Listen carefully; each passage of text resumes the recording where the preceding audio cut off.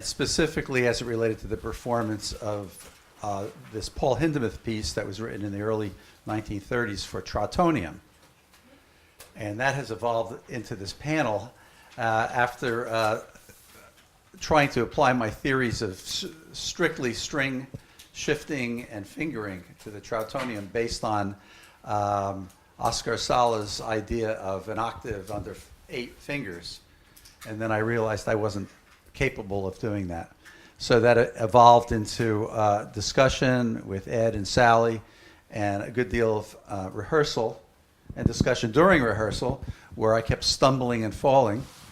And then I suddenly realized that there was more to this than simply 8 fingers in one position with a foot pedal.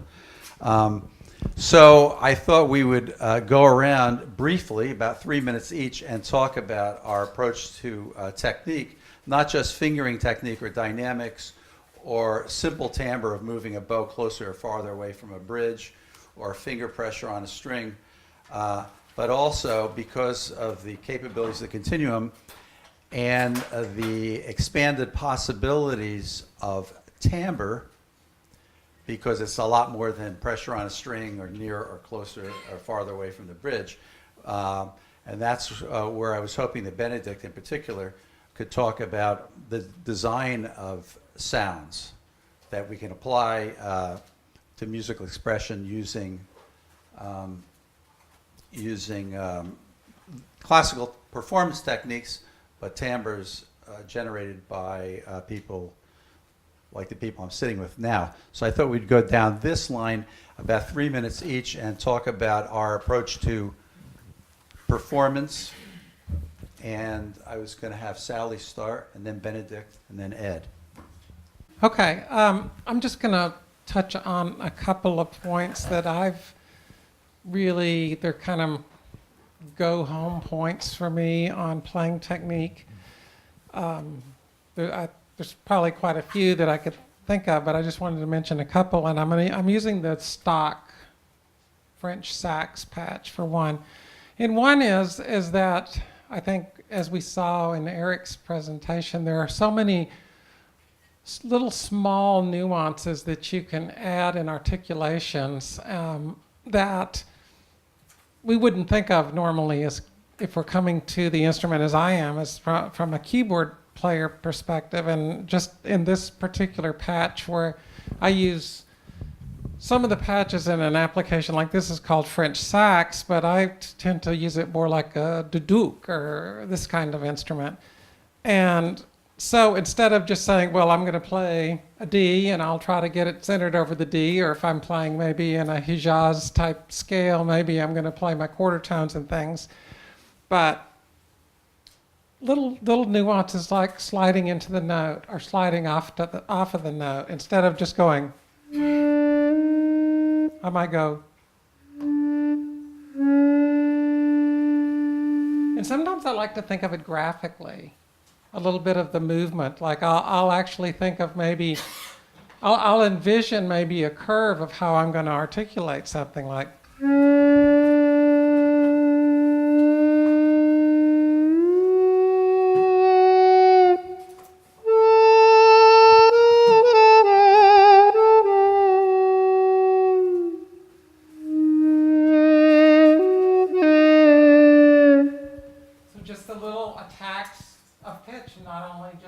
Sliding into the Z, but also sliding in the other axes as well can make such an enormous difference.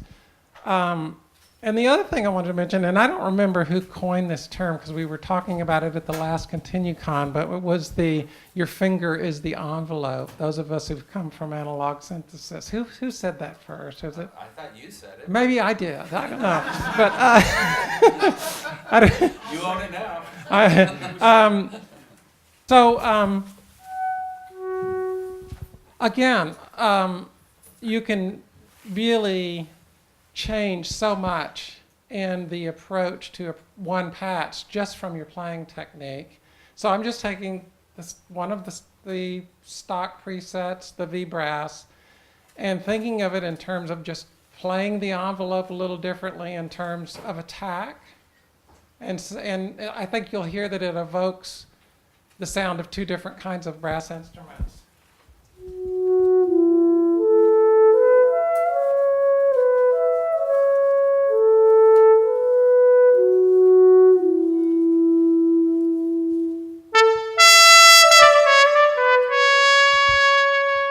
So I just approach the attack and the articulation a little differently, and it really just takes it into a completely different space.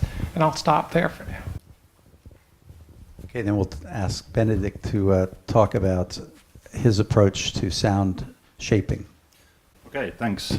So one thing I have to mention, I'm not able to at this moment make any demonstration because I don't have any presets and such loaded there, but you will hear more in my main presentation. But one thing I would like to stress, I think I might have mentioned this last year as well, but I noticed that when you design presets and put a lot of effort into it to make it expressive, then if you don't keep playing it, you no longer remember how it reacts. So you have a synthesizer that has many instruments built into it, and since you have a high degree of control from finger movements, it also means that it's harder to remember how to play it, just like with acoustical instruments. Of course, the same could be said about a synthesizer in general that has a lot of controls, but here I would say it's a bit harder to quantify because it is, after all, in a certain way, it's a simple interface, but it's also very expressive, in spite of being simple, like also in many acoustic instruments. So what I found sometimes is that when I've been designing a preset and playing it for some time, then I maybe need to make videos of myself playing to remember what I was actually doing, because this can be a problem sometimes. And I can see on the computer that I'm still playing the same preset as before, but I don't get that nice sound I had last time. So what did I actually do? So that can be a challenge. So I find that I need to limit myself to quite few presets and keep playing those to get a sense of how they actually work. And another approach I have also, maybe because my background is more in sound processing than in music, is that I like to build every preset I'm playing from scratch, although they are great presets included with the firmware. They are most of them are really great. Still, it's not any kind of vote against those presets, but it's just my kind of approach that I like to also build the actual preset I'm playing from the ground up, so I know exactly how it reacts, and have this kind of I like to think about it as a four-dimensional controller, because you have not just the three coordinates, but also, for example, you can use the derivative of y or x or z. So, well, actually, it's more than 4 dimensions. So, in that sense, if you really want to go expressive, you can, if you want, use all of those dimensions. But then it means, of course, that you also have a slightly bigger challenge when you are playing the preset. Okay, and we'll ask Ed to say a few things. He has a lot of things. He's our co-guru, as you know, and he knows. He and Lippold know everything there is to know about everything. Continue. Or we can pretend. And then we'll open it up Yes. to discussion. I'll just add just a few things. I agree with Benedict that when you work on something and his idea of videotaping is a very good idea, and for me, designing presets, I feel I have a responsibility like a queen bee where I have to have a lot of children. So I'm always trying to think of more children to create. So consequently, I forget about some of the ones like in the Monty Python Meaning of Life where they're over in the corner. But and I come back to them and I can't really understand what I was thinking about when I designed this. And as I noodle around with it, all of a sudden I start to pick up some particular patterns that work well with it, and then it comes back to life. So, I forget them. So, my excuse is that I've designed a lot of them where I've just wanted not to spit out just quantity for quantity's sake, but I know that, I'm trying to cover as many timbres as, even into areas that I might not have be in my particular musical interest at that particular time. So, and Benedict creates presets that are quite unique and idiomatic to his compositional style. It's quite a beautiful thing. But over that course of time, there's certain little things that I do performance-wise that end up being this unique to the Continuum. One of the biggest ones for me is, people have talked about this issue with the Continuum, like in small intervals, and it's very hard to play two semitones together. Oftentimes, if you're not careful, they will jump. It's inherently goes into the design of the Continuum. It's a series of rods, so there is no unique two spaces that you can have in that y-axis, because that rod is over the entire length of it. So, and when people want to do smaller intervals, and they say, well, how can I do that? And there's one trick you can do, which is splitting y into two pitch zones, so one is an octave away from the other, and then the other answer is, well, don't do it, which is not really well received. But so with that y direction, there is a trick that you can do, because it's essentially you have this long seesaw. So when you want to play very quick modulations back and forth in that direction, you can just, because your thumb is nicely located away from the other fingers, you can use it as a pivot point. And I'll just demonstrate over here. I played a little bit of this in the morning.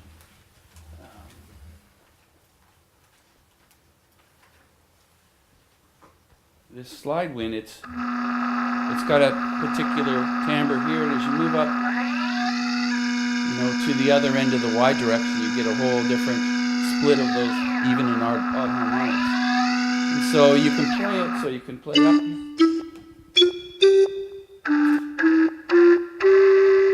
And you can try to play things so that you could slide and get that sort of thing. But you don't need to move your finger so violently, because you can take this nice thing and you can rock that lever, which allows you to play very quickly.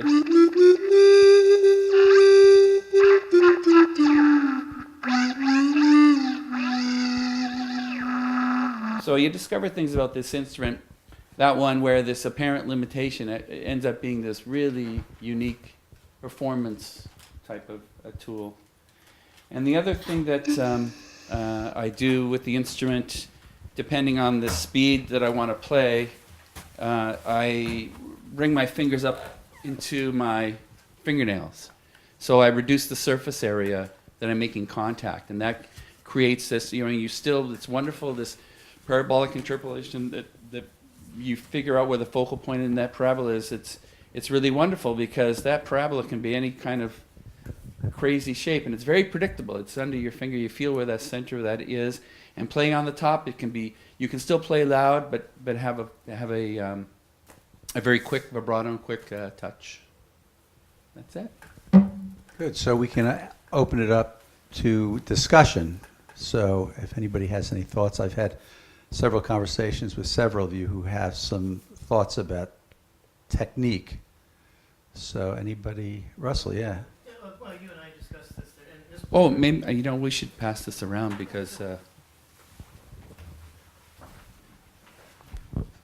capture it. So this plays right into what you were just talking about, Ed, where you play on your fingertips, which is a different shape that's in contact with the surface. Because if you're playing with the, say directly parallel with your fingernail, what I noticed completely by accident one day, because I was very confused. I thought my Continuum was out of calibration or something. I would put my finger so that visually, the left and right edge of my fingernail equally split the space on the vertical stripe indicating the semitone, and I was sharp. And I was always sharp. And I thought, oh gosh, well, and there's a setting you can kind of move that around. I tried that, and then when I put my left hand up, And all of a sudden I was really flat because I had made that adjustment. I thought, no, wait a minute. So I go play the note with my right hand exactly in that center, my left hand exactly in, and then I took a look. My goodness, my fingers are not symmetric. So that's just something to look out for, because I started doing it visually as an aid, because I pretty much always play with no rounding at all. Like I come as a violinist, and I'm also a masochist, so I like the personal challenge of trying to learn that. But yeah, so if you're like me, your finger, the shape of your finger is not symmetric left to right, and that will visually kind of throw you off on intonation. So just be aware of that. And if you happen to look down and see, gosh, my finger doesn't look like it's where it should be, maybe your finger is not perfectly round. Okay, great. If you want to, who else has a comment or question? Eric. And so in the meantime, I'll just mention something about rounding, my thoughts about rounding after our claustrophobic rehearsal the day before yesterday. And I've been using minimal rounding. I thought during the concert it might be a good idea. Once I hit a long out-of-tune note, I can just kind of sit there and wait for it to go into tune. But in the rehearsal, I realized rounding is a really bad idea, because sometimes you don't really want equally tempered, especially if you're not playing with a piano that's equally tempered, that you really want to get that nice open beat-free sound of a, what do they call it, quartet, what is barbershop quartet, where there's that pure intervals without beating. And so I've been slowly dangerously rolling back my rounding so that I can get in tune with everybody and really have a beautifully, perfectly in tune sound. So there's a reason to not use too much rounding, because even if you have your finger and your pitch exactly where your ear tells it to go, it'll meander to someplace else. So that's another reason to not use rounding. So anyway, Eric. Yeah, I have a question regarding the light touch compared to the previous version, because I had the two Continuum. My first one was without light touch, and I was used to play some preset with a type of velocity and fingering. And when I got the new one, I found the light touch was very amazing for most of the song, but some of my previous preset, I still prefer to have it. So I know there's probably a way to adjust velocity. I try, but I never get exactly the same result. So what I do now is I go to the setting and I switch light touch, normal touch. But is there a way to memorize it, to put it in the snapshot, in the preset? Yeah, no, that's a global setting. Yeah. You'll have to lobby Dr. Hawken to No, and that certainly could be possible. It could be possible. yeah. It's only in the global settings, because I really don't know. It makes sense what you say. Yeah, and that setting in the global settings is exactly what the old Continuums did. But I like to use the old version for synth preset and the new one for new. But if it's in on stage, for example, I don't have time to switch global setting. It's too stressed, to do that. So if it could be somehow in the preset, it could be very nice. Lippold does a very good job of listening to people who produce music. So, the other thing that I would add about rounding, Wayne said, there's another dangerous thing, is that if you get used to using it a lot, you will get sloppy, and your fingers will creep when you play polyphonically, and you'll get towards the edge of that rounding, and your note will jump to the next note. Whereas if you're learning to listen as you deviate, you get warned way before that you go. Also, to elaborate on this unsymmetrical finger thing, to make it worse, if you play chords, then your finger is no longer straight, so it's tilted. So then you have a different kind of asymmetry. This is maybe one reason why I kind of go against the grain, because I'm actually always using rounding, but that's maybe mainly because I like to use chords. and my skill level isn't on the same planet as people who are able to play pure chords, especially if they use glissando as well. So I think I'm not sure anybody can do that. So if you want to maintain a pure chord and do a glissando of several notes at once while you are holding those notes.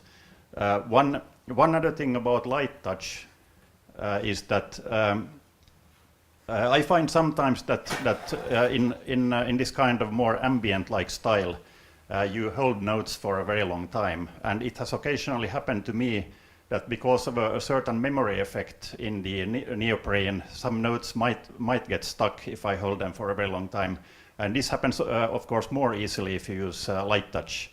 So for this reason, I find that even though light touch is really attractive when you play like quicker passages and you don't hold notes for a very long time, in the end I noticed that I keep using classical touch, or what was the third one?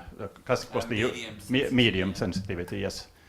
So, and if I may add a little bit of challenge to your planning of future development, I will say that something between light and medium would work best for me. Scalable touch. How long is very long? You say very long notes. Well, in the actual piece, it might be, of course, not extremely long, but if you rehearse something and you take the same section over and over again, or you just tune your presets for a certain kind of music, then very long might be, with occasional breaks, of course, but still very long might be many minutes in one single stretch. But of course, you can calibrate as well, and sometimes, of course, if a thing like this happens and you haven't calibrated in a while, then it might be just a matter of that. But then, as you know, there are also newer versions of this material, and I have an older version from I think 2012-13, and I know you have updated the material since then. So it might also be different with the new one. So, but it's one interesting point anyway. Nobody's said anything yet about vibrato, and of course that's something that can be done so beautifully on this instrument. I think a lot of people, and me too, for most vibratos, if you need to go a few semitones, then more like you would do it on a stringed instrument, works very, very well. So you're just essentially just rolling your finger, right? Mm-hmm. But sometimes you want to do a big vibrato. Maybe you want to go a third or even more. Sometimes like these Middle Eastern type sounds and things, there's a wide range on the vibrato, and it's works perfectly fine just to move your finger across that whole range and just brush it. And of course, with a light touch instrument, that can be very subtle. And using a combination of those techniques, it can work really well. In fact, sometimes I've even played a note, and then almost like you're working with paint or something, you're playing the note, maybe doing a little vibrato, and then you take your other hand on the note and you just brush the interval vibrato on top of it. And that can be done as a two-handed technique beautifully. And I wanted to mention trills, because as a pianist, I was used to doing trills like this. That doesn't work so well, especially on the same note. And so I started actually just rotating my elbow around and just essentially orienting my hand 90 degrees and trilling like with these two fingers works quite well. I think since we're running so tight on time, we'll end it there and maybe catch up. Do we have any additional time? Or I know we were scheduled to finish 7 minutes ago, I think. Yeah, but we have started late, so if there's one. Okay, so one more question or comment? I mean, there's so much to discuss, right? New instrument, new technique, new compositions. There's so much new and so much in the future, and eventually there'll be many pedagogies that will come out of this, I hope. I hope that Juilliard, my alma mater, will soon integrate the Continuum into their curriculum, along with piano, voice, and double bass, my instrument. So Clifton, yes. I had a question. Is anyone using Pablo's tuning system to work with the Continuum?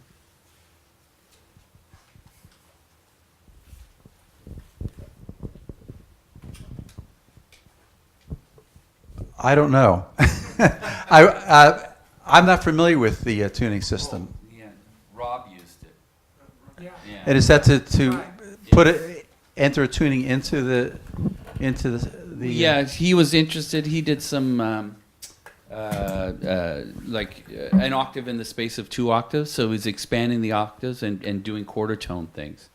So he was using that, but I haven't actually seen it. I've only heard him mention it a few times, and sort of discussions with Lippold, and Lippold mentioning what Rob was doing, but whether Rob is so eclectic that I can believe that he would do something like that.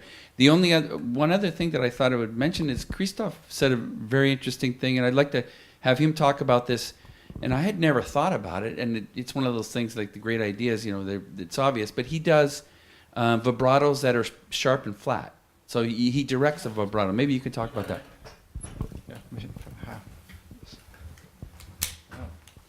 In fact, you really have different ways of doing vibrato. Sine wave. Okay, so for vibrato, so the first usual way to do it is just to rock your finger. But you also can use 3 fingers to do your vibrato and have a much wider one. So that's one way to do. But if you go on a violin, you are supposed to modulate pitch down. So then instead of using 3 fingers, you can use just 2 fingers. Or if you need to pitch up or like cut off, use just the 2 other fingers. And that's modulation pitch up. So just the way you put your fingers around will give you several ways of modulating, and that's a choice you have to do in each of your pieces. So that's also part of the expression. And as Sally was saying, you also can go sliding.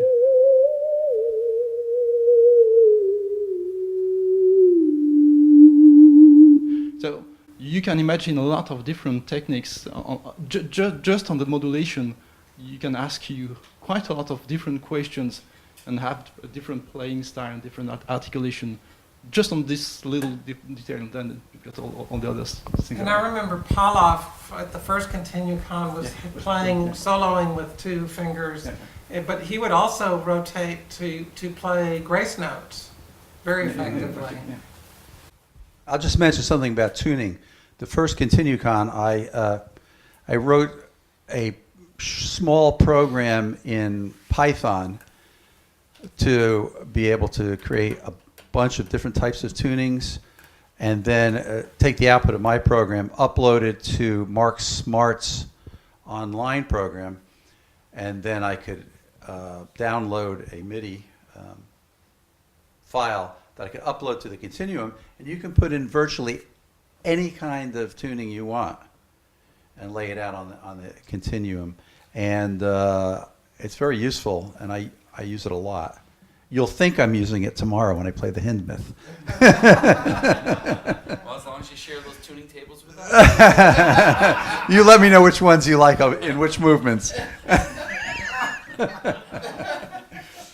Okay, anything else, Christoph? No, I think it's time to switch now. So thank you very much for this.